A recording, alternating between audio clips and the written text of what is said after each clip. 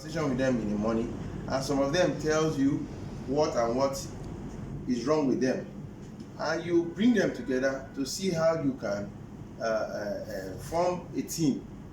By so doing that, you find out that every day, if anybody has any grudges, when you have that conversation, you find out that that person will be happy for the rest of the day, and they will deliver. They will deliver what you expected them to do. Okay?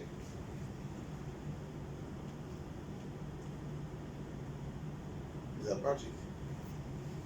Okay, we have to develop what we call leadership performance index. We can measure leadership. You look at the traits of a leader, put them together, and see if this particular person can be a leader. So we develop a leadership performance index, to quantitatively measure leadership quality. Organization can construct a leadership performance index. We're looking at LPI, means leadership performance index. LT is leadership training score. Then we have MP as mentorship effectiveness score. Then we have the LEP as leadership experience score. Then we have the performance evaluation score, and we have the continuous learning score. If a particular person possesses this, you put it together and you divide by 5. Whatever score he has, that means we can rate him based on his leadership performance index. Okay, so for the CEOs, we can get this is in our material. We can get this and we can use that. A leader per se cannot be. We are not referring only to the CEOs here. We could have team units. You have somebody who is leading this team or this unit, so they start to be a leader. And of course, part of the leadership index, performance index scale, we can scale. Everybody can scale based on how he wants to scale.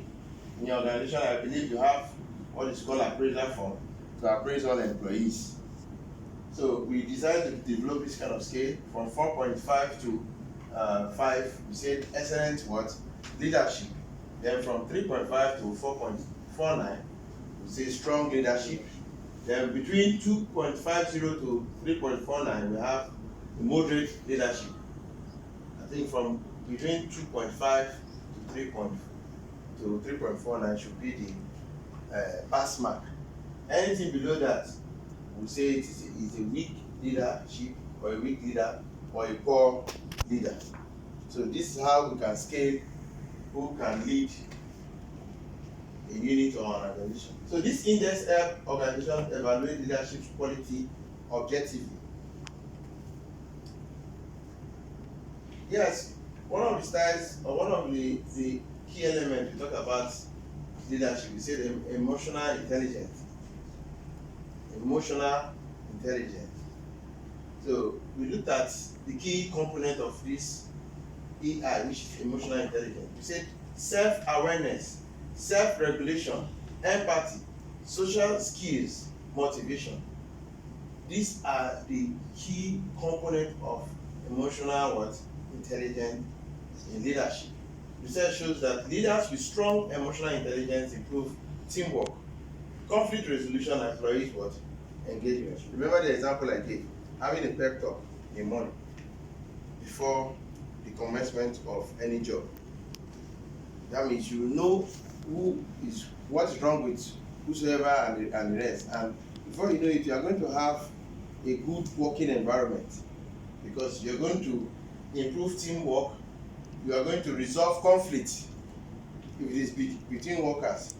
Please have it at the back of your mind that some of your employees may be having grudges with you, and at that point they can decide to spill out what they feel that is stopping them, and you may be the cause. So by so doing, if you talk to them and they are okay, what happens? They open their mind to work. Okay, so that's an emotional intelligence in leadership. So let's look at leadership theory. Leadership theory helps to explain how leader influence organizational performance and employee behavior. Over the years, scholars have deployed several theoretical perspectives on leadership. Major leadership theories are the trait theory. The main idea of the trait theory is leader possesses natural what? Characteristics. There's a word they call born to lead. Right? Born to lead. So you possess the natural characteristics of a leader. Then we have the